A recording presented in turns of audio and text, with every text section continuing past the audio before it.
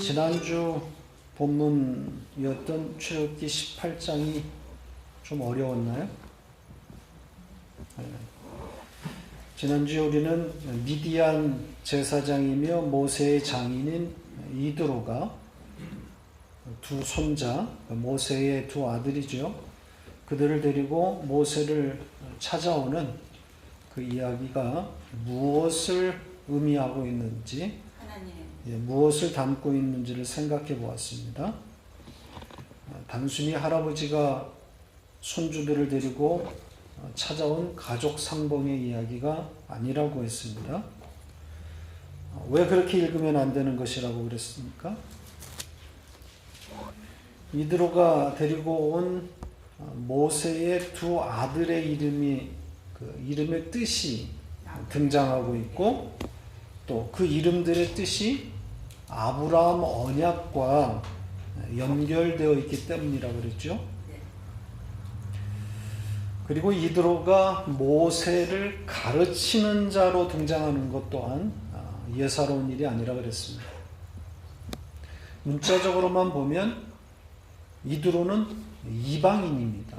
이방인이기 때문에 모세에 의해서, 모세로 말미암아 이스라엘로 편입되어야 할, 그러니까 구원이 필요한 자인데 오히려 모세를 가르치는 자로 등장하기 때문입니다.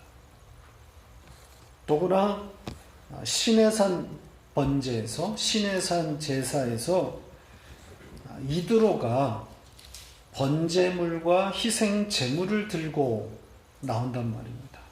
모세가 들고 나오는 것이 아니라 이드로가 희생 제물을 들고 나온단 말이죠. 번제를 드리는 주체가 모세가 아니라 이드로로 나오고 있기 때문에 모세는 이드로에 의해 구원받아야 하는 그런 위치에 있게 되는 거죠. 이렇게 모세와 이스라엘을 방문하는 그 이드로의 모습은 언약을 따라 이스라엘을 찾아오시는 하나님을 상징하는 것이라고 했습니다. 또 출애굽한 이스라엘과 모세의 모습이 역사라고 한다면 이드로가 두 손자를 데리고 오는 이 그림은 묵시라고 할 수 있다고 했습니다. 묵시에 대해서 조금 더 설명을 드리죠. 이 묵시는 하나님의 존재 방식, 하나님의 영역에 관한 것이기 때문에 사실 우리 인간의 이성으로는 도달할 수도 없고 이해 가능하지 않습니다. 인간의 이성은 오직 눈에 보이는 역사만 볼 수 있어요. 역사로 나타난 것들만 이해가 되는 거죠. 눈에 보여야 받아들이게 되는 겁니다. 그런데 성경은 그런 역사적인 사실뿐 아니라, 성경이 역사적 사실을 기록했죠. 이런 역사적인 사실뿐 아니라 그 역사의 원인이 되는 그 실체, 즉 묵시죠. 묵시가 사실은 실체란 말이죠. 그 묵시를 곳곳에 심어 놓았단 말입니다. 그러니까 하나님의 영역을 담아 놓은 거죠. 그런데 이것이 하나님의 영역, 묵시에 대한 것들이기 때문에 우리 인간의 이성으로는 잘 이해가 되질 않아요. 성경에 기록은 되어 있는데 우리는 잘 모르겠단 말이죠. 예를 들면 지난주에 소개했던 살렘왕 멜기세덱이 지극히 높으신 하나님의 크신 제사장으로 등장하는 겁니다. 이 살렘 왕 멜기세덱, 사실 이 출처가 불분명해요. 그가 누구인지. 문자적으로만 보면 이방인일 뿐입니다.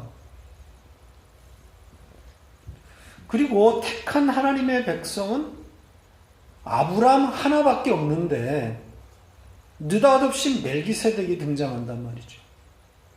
이방인인 것처럼 보이는 이 자가 느닷없이 등장하고 그가 아브라함을 축복한단 말이죠. 이게 이해가 되십니까? 또 어린 양이신 예수 그리스도의 죽음이 창세전에 이미 일어났다고 하는 이 성경의 기록이 이해가 되시냔 말이에요. 예수는 지금부터 2021년 전 유대 땅 예루살렘에서 십자가에 달려 죽었는데 이것이 역사인데 성경은 그 예수가 이미 묵시 가운데 이미 죽었다 이렇게 말하고 있단 말이죠. 우리가 아는 역사는 그가 2021년 전에 유대 땅에서 죽었단 말이죠. 근데 성경은 그것만 보도하고 있는 게 아니라 묵시 가운데 이미 죽었다. 창세전에 죽었다. 이렇게 말하고 있단 말이죠. 이게 이해가 되시나요? 자, 계시록 13장 8절을 다시 보십시다. 같이 읽겠습니다. 죽임을 당한 어린 양의 생명책에 창세 이후로 이름이 기록되지 못하고 이 땅에 사는 자들은 다 그 짐승에게 경배하리라. 여기 지금 창세 이후라고 번역된 이 단어, 이것은 문장 앞으로 나와서 예수 그리스도의 죽음을 수식하고 있다 그랬습니다. 이 창세 이후라고 하는 이 말은 하나님의 시간, 묵시를 말하고 있는 거예요. 그러니까 영원한 현재라고 해석될 수 있는데 사실 영원한 현재라고 하는 이 말도 우리는 잘 이해할 수 없어요. 영원한 현재. 아무튼 묵시의 그 시간에서 어린 양 예수 그리스도가 죽은 거예요. 성경은 그렇게 말한다. 이해가 안 되죠. 이렇게 이해가 안 되는 것들이 성경 곳곳에 기록되어 있습니다. 왜 이런 말씀들이 성경에 들어있는 걸까요? 왜 그렇겠어요? 이해가 될 수 없는 것들인데 그걸 믿음으로 받아들이는 어떤 자들이 나타날 것이기 때문인 거죠. 한편으로는 그 인간의 이성으로 이해될 수 없는 것 때문에 미끄러지는 자들이 생기는 거죠. 그러니까 속아내는 거예요. 어떤 자들은 그 묵시에 대한 하나님의 영역에 관한 말씀들을 읽으면서 믿음으로 반응하게 되는 어떤 자들이 있고 어떤 자들은 오히려 그것 때문에 떨어져 나간단 말이에요. 성경을 잘 읽다가 이해가 다 왜 역사적 사실들이 기록되어 있으니까 이해가 되다가 하나님의 영역, 하나님의 존재 방식, 묵시에 관한 말씀들이 등장하니까 이해가 안 된단 말이죠. 그래서 성경을 그냥 놓아버리는 거예요. 아, 이거는 진리가 아니다. 이렇게 되는 거예요. 인간의 이성이 아닌 성령의 감동으로 믿게 되는 어떤 자들이 있기 때문에 그들이 등장할 것이기 때문에 성경이 묵시를 기록하고 있는 거예요.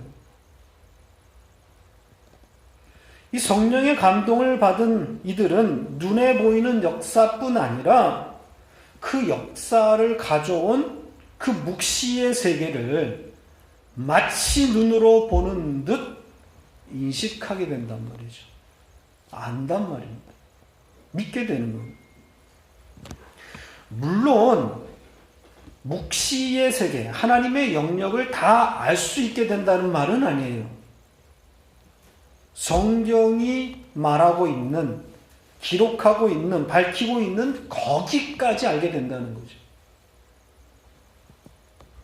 그래서 이 코미디 같은 아말렉 전쟁 이야기를 우리가 읽으면서도 거기서 십자가를 보게 되는 거예요. 이런 상태를 눈이 밝아졌다 이렇게 말합니다. 모든 구원의 사건, 가운데 예수의 십자가를 볼 수 있는 그런 상태를 눈이 밝아졌다, 이렇게 말할 수 있습니다. 남의 마음을 들여다보고 미래의 일을 점칠 수 있는 그런 상태를 눈이 밝아졌다 이러는 것이 아니고요. 예수 이름으로 점치고 소위 예언하는 것은 눈이 밝아진 게 아니라 예수 무당들이 하는 귀신놀이입니다. 자, 에베소서에 나오는 사도 바울의 기도문을 좀 보고 가겠습니다. 에베소서 1장 16절로 20절 같이 읽겠습니다. 내가 기도할 때에 기억하며 너희로 말미암아 감사하기를 그치지 아니하고 우리 주 예수 그리스도의 하나님 영광의 아버지께서 지혜와 계시의 영을 너희에게 주사 하나님을 알게 하시고 너희 마음의 눈을 밝히사 그의 부르심의 소망이 무엇이며 성도 안에서 그 기업의 영광이 풍성함이 무엇이며 그의 힘의 위력으로 역사하심을 따라 믿는 우리에게 베푸신 능력의 지극히 크심이 어떠한 것을 너희로 알게 하시기를 구하노라. 사도 바울이 에베소 교인들을 위해서 계시의 영, 지혜와 계시의 영을 구하고 있죠. 성령을 의미하는 거예요. 성령이 그들에게 임하기를 기도하고 있습니다. 그런데 에베소 교인들은 이미 성령을 받은 자들입니다. 성령을 받아야 교회일 거 아닙니까? 에베소 교인들이 이미 성령을 받은 자예요. 그런데 그들을 위해서 바울이 또 이 성령을 구하고 있단 말이죠. 그러면 다시 성령을 재차 받아야 한다는 겁니까? 그럴 수는 없잖아요. 성령이 들어왔다 나갔다 들어왔다 나갔다 그러는 겁니까? 한 번 임한 성령은 떠나지 않아요. 그리고 성령이 임했다고 하는 것은 우리의 육체 어딘가에 성령이 들어와 있다는 말도 사실은 아니에요. 뭐 성령이 임했다, 우리 입장에 성령을 받았다, 또 해석해서 그리스도의 영과 우리가 연합이 되었다, 이런 것들이 무엇인지 어떤 상태를 말하고 있는 것인지 사실 우리가 잘 몰라요. 이게 뭐 하나님의 존재 방식과 관련되어 있는 거 아니겠습니까? 하나님의 영역, 하나님의 존재 방식을 이해할 수 없는 우리이기 때문에 사실 그 하나님이, 그 성령이 우리에게 임했다, 성령을 받았다 하는 것이 무엇인지, 어떤 상태에 도달했다는 것인지 사실 이해가 안 되는 것들이죠. 그래서 이미 성령 받은 에베소 교인들에게 바울이 다시 성령을 주십사 하고 이렇게 기도하고 있는 것은 우리가 정확히 이해할 수는 없어요. 왜 이렇게 구하고 있는지. 다만 한 번 임한 성령이 떠났다가 또 다시 임할 수는 없다라는 이 전제를 가지고 추측해 본다면 성령의 오심은 그분의 다스림, 성령 하나님의 이끄심이다, 이렇게 말할 수 있는 거죠. 그러니까 성령께서 우리에게 들어오시고 성령을 받았다, 임했다 하고 하는 것은 우리 몸에 성령이 어딘가에 들어와 있다는 것이 아니라 그분에게 점령당하는 것이고 그분의 통치, 그분의 다스림에 의해서 끌려가는 상태다, 이렇게 말할 수 있는 거죠.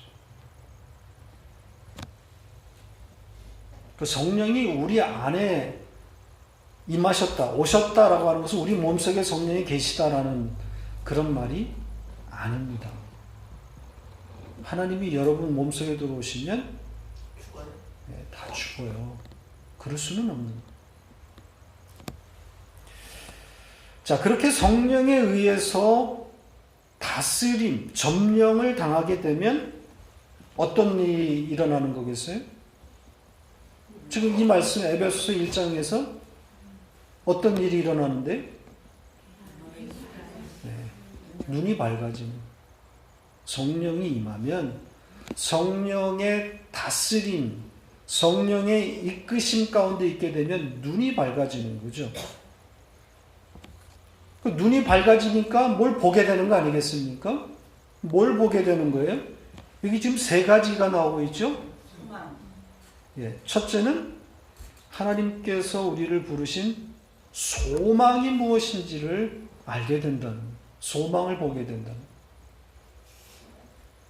둘째는 영광입니다. 하나님의 영광이 우리 가운데 얼마나 풍성하게 있는지를 알게 된다는 거죠. 셋째는 능력입니다. 하나님께서 베푸신 능력이 얼마나 큰지를 알게 된다는 거예요. 눈이 밝아진 자들. 이 세 가지를 하나로 요약하면 뭐가 되겠습니까? 소망, 영광, 능력, 이것이 하나로 묶여지면 바로 앞 구절에 나와 있습니다. 지혜와 계시의 영을 부어서 하나님을 알게 하시고 이렇게 되어 있죠. 하나님을 아는 거예요. 눈이 밝아지면 하나님을 알게 되는 거예요. 그러니까 성령을 주시는 이유와 목적이 뭐라는 거예요? 네, 하나님을 알게 하는 거예요. 예수 그리스도의 십자가를 보게 하는 거란 말이죠. 눈이 밝아진 자들. 그러니까 성경을 읽으면서 성경에서 예수 그리스도가 보이지 않으면 성령 안 받은 자예요. 어두운 거죠. 여전히. 예수 그리스도가 안 보이면. 성경이 예수 그리스도의 십자가로 해석되지 않으면 눈이 밝아진 것이 아니에요.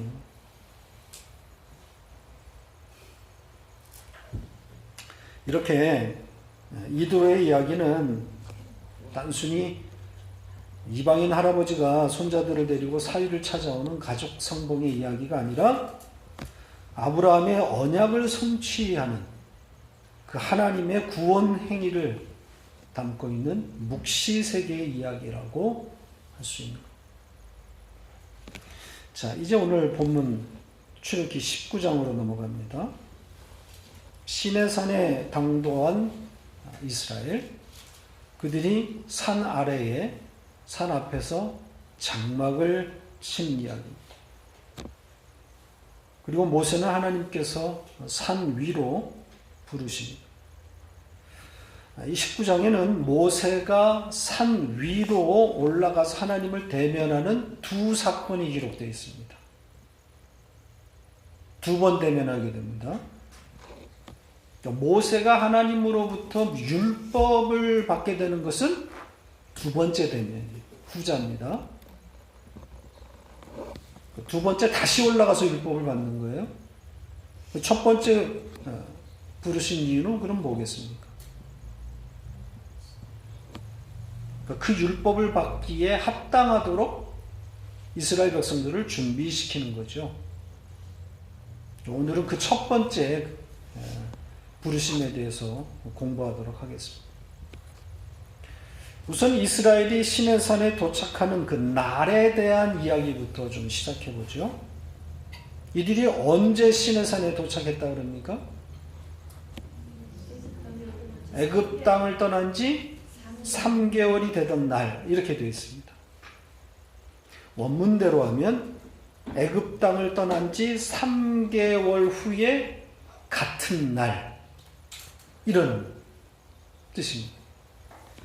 같은 날이라고 표현되어 있어요. 그것이 같은 날짜를 말하는 것인지 혹은 같은 요일을 말하는 것인지 확실하지는 않아요. 다만 독자로 하여금 정확한 그날, 출발한 그날과 같은 그날에 시내산 앞에 당도했다. 이렇게 읽으라는 거예요. 한치의 오차도 없이 정확히 그날에 도착했다. 이렇게 읽으라는 거예요. 그러니까 이스라엘의 가나안 여정은 하나님께서 설정하신 스케줄대로 착착 진행되고 있다는 뜻입니다. 이미 우리는 무리바의 그 반석 사건 이야기에서 이걸 확인한 바 있죠. 르비딤 광야의 그 물 없음으로 인도하신 것이 하나님의 정확한 계획에 의한 것이었잖아요. 출애굽기 17장 1절을 보죠. 같이 읽겠습니다. 이스라엘 자손의 온 회중이 여호와의 명령대로 신 광야에서 떠나 그 노정대로 행하여 르비딤의 장막을 쳤으나 백성이 마실 물이 없는지라. 하나님의 명령대로 그리고 그 노정대로 우리가 이 의미를 생각해 봤었습니다. 그러니까 하나님의 명령에 따라 그 스케줄대로 그 노정대로 행했는데 도착한 곳이 어디예요? 예, 물 없음인 거죠. 물 없으면 뭐예요? 곧 죽음입니다. 그러니까 하나님께서 죽음으로 인도하신 거잖아요. 끌어다가 거기다 갖다 놓은 거예요. 자, 물 없음으로 인도하신 하나님의 의도가 뭡니까? 왜 거기다 갖다 놓은 거죠? 그렇죠. 진짜 물이 무엇인지를 가르치기 위한 거죠. 반석이신 예수 그리스도가 터져야, 그 반석이 깨져야 마실 생명수가 나온다는 것을 가르치기 위한 거예요. 그 반석은 예수 그리스도라고 우리가 해석했죠. 하나님은 정확하신 분이에요. 한치의 오차도 있을 수가 없어요. 당신의 백성들을 인도하심에 있어서 대충이 있을 수가 없어요. 그러니까 하나님의 백성인 여러분들에게 지금 일어나고 있는 모든 일은 그렇게 하나님의 정확한 설계에 의해서 차례차례 일어나고 있는 것들입니다. 우연히 일어나는 거 아닙니다. 받아 먹어야 할 그 예수를 가르치기 위해서 하나님이 그렇게 이끌고 있는 거예요. 따라서 여러분에게 일어난 모든 일들을 어떤 시각으로 보셔야 되겠어요? 네. 비록 일어난 일이 고난이고 불행이고 실패로 보일지라도 어떻게 해석해야 되겠어요? 네. 이 모든 것이 합력하여 선을 이루게 되는 선한 일로 해석이 되어야 되는 거죠. 잘 이해는 되지 않을지라도 결론은 그렇게 갖고 있어야 돼요.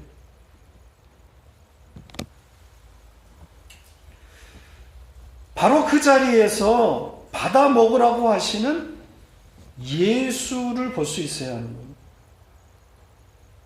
예수를 배워야 하는 거죠. 하나님이 예수를 가르치기 위해서 이 일을 일으키신 것이기 때문에 거기서 예수를 배우게 되는 거예요. 결국 말씀 앞에 서게 되는 거예요. 하나님이 그렇게 그 목적으로 일으키신 일이기 때문에 하나님의 백성은 결국은 예수를 받아 먹는 자리로 나가게 돼요. 말씀 앞에 서게 돼 있어요. 세상이 내게서 떨어져 나가는 아픔을 통해서 얼마나 아픕니까? 내 살점이 떨어져 나가는 그런 아픔이죠. 그런 아픔들을 통해서 그 목마름과 굶주림을 통해서 말씀에 귀 기울이게 되는 겁니다. 하나님의 백성은 말씀을 먹고 사는 자들이기 때문에 그래요. 결국은 말씀을 먹게 돼 있어요.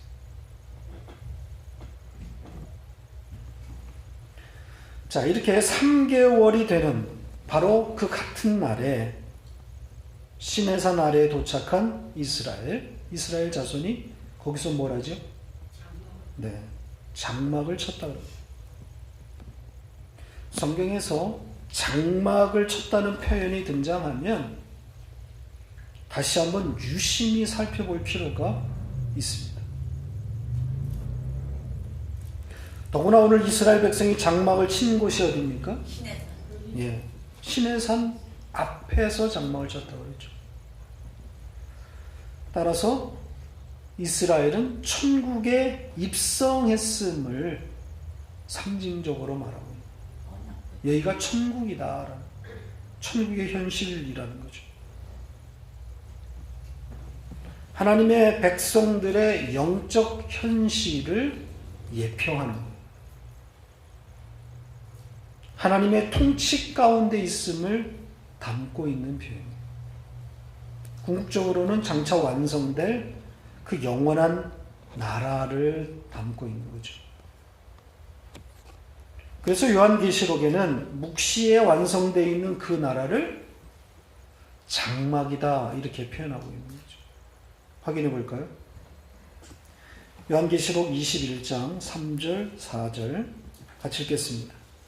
내가 들으니 보좌에서 큰 음성이 나서 이르되 보라 하나님의 장막이 사람들과 함께 있으니 하나님이 그들과 함께 계시리니 그들은 하나님의 백성이 되고 하나님은 친히 그들과 함께 계셔서 모든 눈물을 그 눈에서 닦아주시니 다시는 사망이 없고 애통하는 것이나 곡하는 것이나 아픈 것이 다시 있지 아니하리니 처음 것들이 다 지나갔음이로라.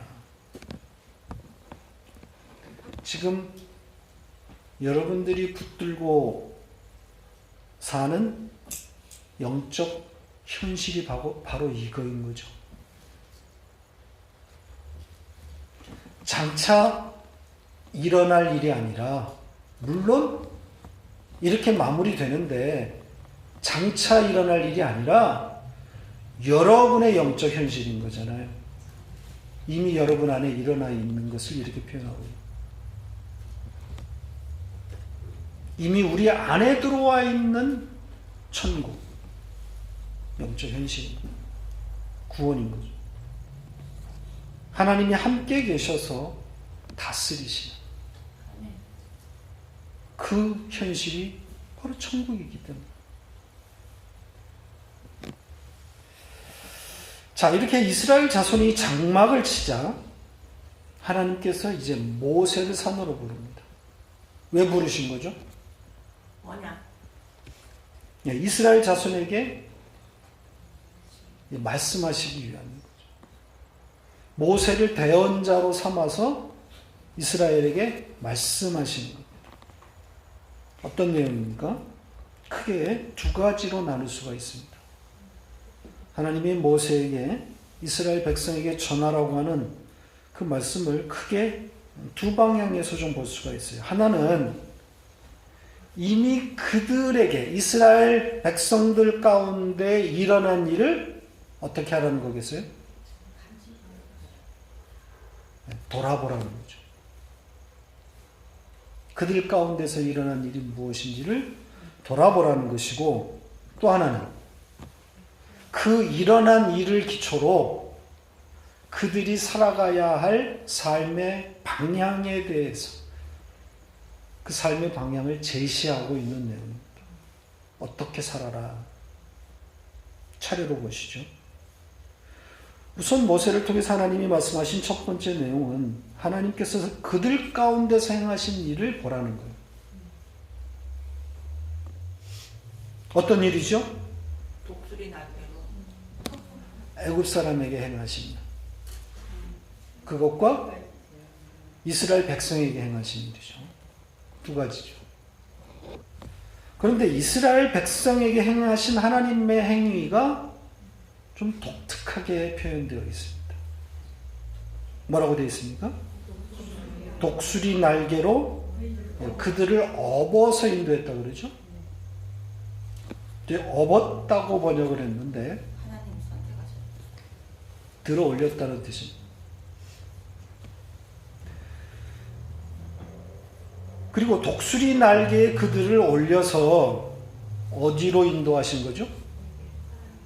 예, 이 부분을 좀 주목할 필요가 있습니다. 독수리 날개로 업어 내게, 그렇죠? 당신께로 인도했다 이렇게 되어 있어요. 그러니까 하나님 자신에게로 인도했다. 그러니까 하나님께서 결국 자기 백성들을 이끌고 가는, 인도하는 최종 목적지가 어디라는 거예요? 네, 하나님 자신이라는 거예요. 내게로 끌어오는 거예요. 그러니까 가나안이 아니라 하나님께로 끌고 오는 거예요. 그러니까 가나안, 이 물리적인 장소로서의 의미는 사실 없는 거예요. 가나안이 등장하는 것은 하나님이 계시는 곳을 상징적으로 말하는 거예요. 그래서 계속 바뀌는 거예요, 사실은. 이전에 나왔던 고센, 엘림, 가나안, 이게 다 똑같은 의미예요. 물리적 장소는 아무 의미 없어요. 하나님 계시는 곳이라. 그렇게 끌고 가시죠. 그리고 여기에 이 독수리 날개에 보호의 의미는 전혀 없어요. 보호한다는 뜻이 아닙니다. 독수리 날개로 품는다는 이야기가 아니에요, 사실은. 보호의 의미보다는 오히려 훈련, 양육의 의미인 거죠. 왜냐하면 눈에 보이기는 사실 원치 아니하는 장소들, 그런 환경들 가운데에다 끌고 가시면서 결국 하나님께로 인도하시는 거 아닙니까? 독수리의 날개에 업었다고 하는 것은 구출해냈다는 의미보다는 사실은 그런 곳으로 끌고 가셨다는 거죠. 양육의 장소입니다. 성도는 거기서 예수 그리스도를 받아 먹었단 말이에요. 이렇게 독수리 날개에 올려져서 하나님 앞에 서게 된 그 현실을 생각해 보라는 거예요. 왜 보라고 되어 있잖아요. 일어난 일을 보라. 생각해 보라는 거예요. 기억하라는 거예요. 그러니까 뭐예요? 영적 현실을 보라는 거예요. 우리에게 일어난 그 구원, 우리가 받아먹는 그 예수 그리스도, 그 영적 현실을 보라는 거예요. 하나님이 어떤 일을 우리 가운데서 행하셨는지를 곱씹어 보라는 거죠. 자, 그리고 두 번째 하신 말씀의 내용이 뭡니까? 세상 가운데 던져진 하나님의 백성은 무엇으로 사는가의 문제예요. 세상에 던져진 하나님의 백성의 세상살이 어떻게 살아가야 할 것인가? 우선 여기 5절에 이 세계라는 단어가 등장하는데, 세계가 다 하나님께 속했다 이렇게 되어 있잖아요. 여기 세계라고 번역된 단어가 땅이라는 단어예요. 땅, 에레츠. 그럼 왜 이 땅이라는 단어가 등장을 하고 왜 또 그 땅이 하나님께 속했다고 말하고 있을까요?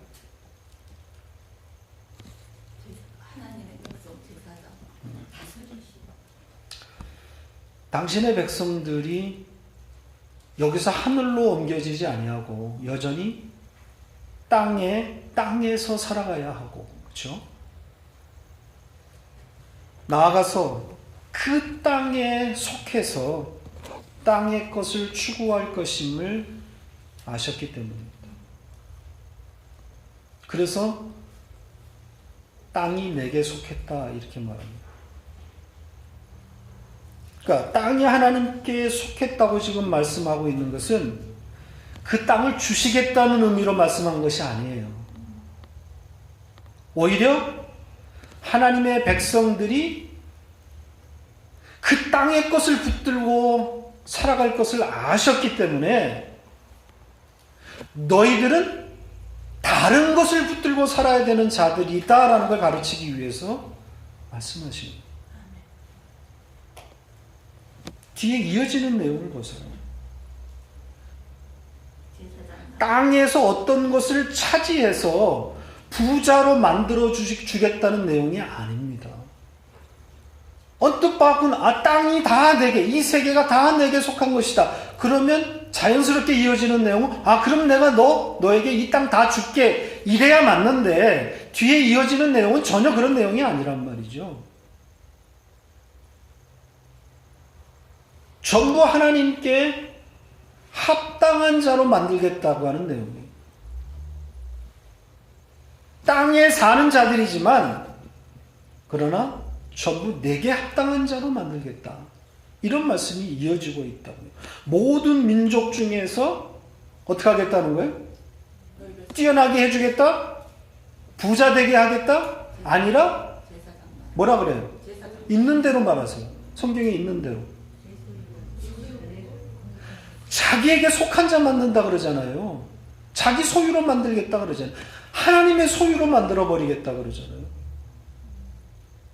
땅이 다 당신 거라고 말씀하시고 난 다음에 땅을 주겠다 이렇게 말씀하지 아니하고 자기 소유로 만들어버리겠다. 제사장 나라 되게 하겠다. 거룩한 백성이 되게 하겠다. 이렇게 말씀하십니다. 전부 하나님께 합당한 자로 만들겠다. 그러니까 이 땅이 추구하는 것과는 다른 어떤 자들로 만들어 가겠다는 거죠. 그래서 땅에 대한 이야기를 하시는 거예요. 이 세상은 다 땅에 속한 것들을 추구하겠지만 너희들은 아니다. 보이지 않는 하늘의 것을 추구하는 자로 만들겠다는 거죠. 당신 마음에 합한 자로 만드시겠다.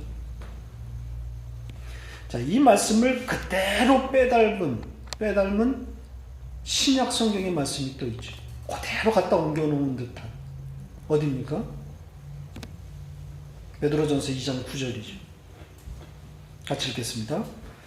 그러나 너희는 택하신 족속이요 왕같은 제사장들이요 거룩한 나라요 그의 소유가 된 백성이니 이는 너희를 어두운 데서 불러내어 그의 기이한 빛에 들어가게 하신 이의 아름다운 덕을 선포하게 하려 하시니라. 똑같은 말씀. 지금 여러분들이 가고 있는 길인 거 맞죠? 이 길을 가고 있는 자들. 자, 이 길을 가고 있는 자들에게 일어나는 일이 뭘까요? 어떤 자들이 이 길을 걷게 되는 걸까요? 오늘 말씀에 의하면 하나님의 말씀을 잘 듣고 그 하나님의 언약을 지키는 것이다. 이렇게 말씀하고 있습니다. 듣고 지키라고 말씀합니다. 이게 하나님의 소유된 백성, 제사장 나라, 택하신 족속들이 가는 길이 듣고 지키는 겁니다. 하나님의 말씀을 잘 듣고 언약을 지켜 나가는 자인 거죠.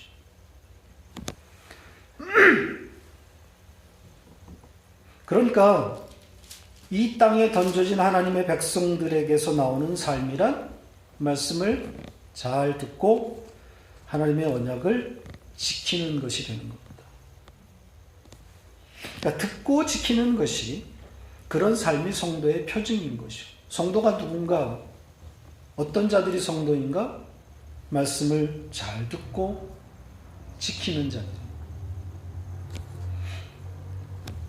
듣고 지키라고 하니까 오해하지는 마세요.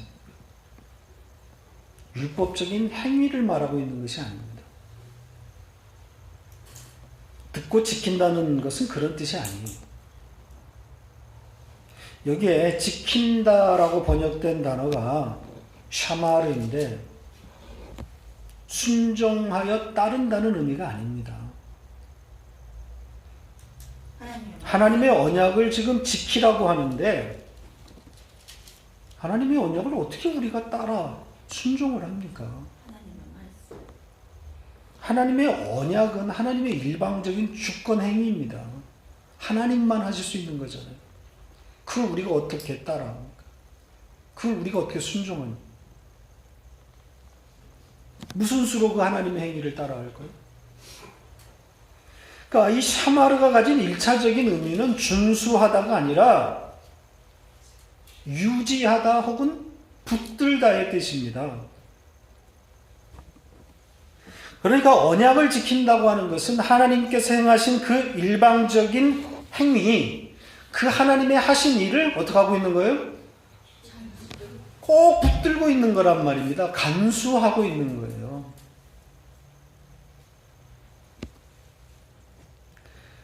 그러니까 하나님이 하신 말씀을 잘 듣고 그것을 꼭 붙들고 있는 거예요.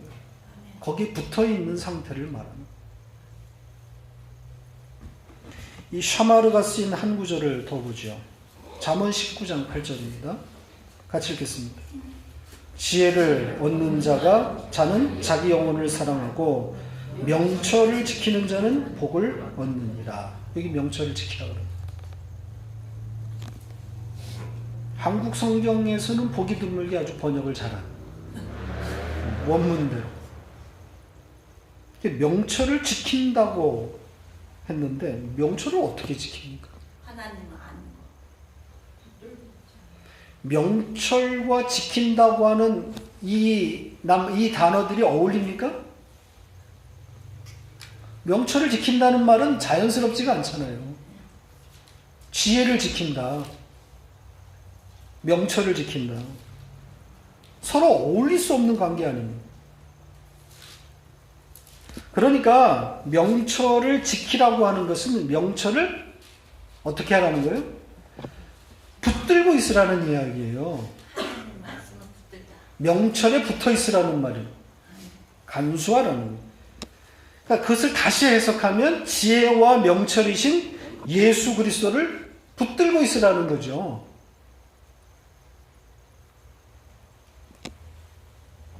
예수 그리스도를 우리가 어떻게 따라합니까? 그렇잖아요?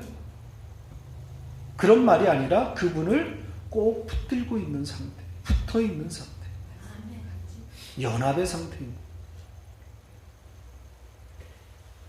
그러니까 말씀을 잘 듣고 언약을 지키라고 하는 것은 말씀을 통해서 우리에게 일어난 영적 현실을 어떻게 하라는 거예요? 꼭 붙들고 있으라는 거예요. 하나님께서 행하신 일을 기억하며 그로 인해서 내게 일어난 구원의 현실을 인식하고 꼭 붙들고 그 하나님을 찬송하는 그런 삶을 말하고 있는 거예요. 이게 듣고 지켜낸다는 것이에요. 그러니까 지금 여러분의 삶 가운데에서 일어나고 있는 것들이죠. 땅에서 눈을 떼고 이 세상, 이 세계에서 여러분이 속해 있는 그곳에서 눈을 떼고 이제는 하늘의 현실, 내게 일어난 하나님께서 일으키신 그 일, 그 구원의 현실을 바라보라. 그걸 붙들라는 거예요.